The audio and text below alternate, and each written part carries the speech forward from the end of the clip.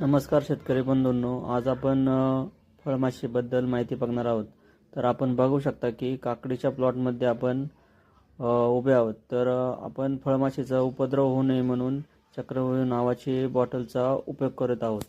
तर हे औषध साधारणपणे 5 ml चे बॉटल येते। तर आपण बघू शकता की वावरामध्ये आपण नुसती सिल्पॅक बॉटल धरली आहे। तर फळमाशी ही किती प्रमाणात त्याला आकर्षित झाली आहेत। तर याचा वापर आपण वावरामध्ये जी येल्लो प्रकारचे ट्रॅप येतात, तर त्या ट्रॅपमध्ये एक लाकडी वडी असते। त्या वडीवर हे 5 ml चे 2 ते 3 टाकून आपण त्याचा वापर करू शकतो। तसेच त्या ट्रॅपमध्ये थोडेसे पाणी राहील याची दक्षता घ्यावी, की जेणेकरून ती माशी ही ट्रॅपमध्ये आकर्षित झाल्यानंतरून त्या पाण्यामध्ये पडेल।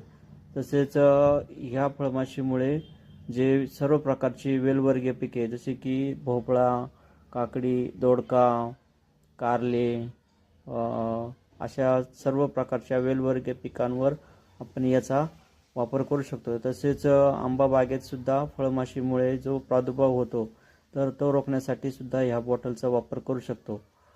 आपणाला जर ही बॉटल हवी असेल तर मी तुम्हाला एक व्हॉट्सअप नंबर देत आहे माझा, त्याच्यावर तुम्ही मेसेज करू शकता। ती आपणाला घरपोच होऊन जाईल। धन्यवाद।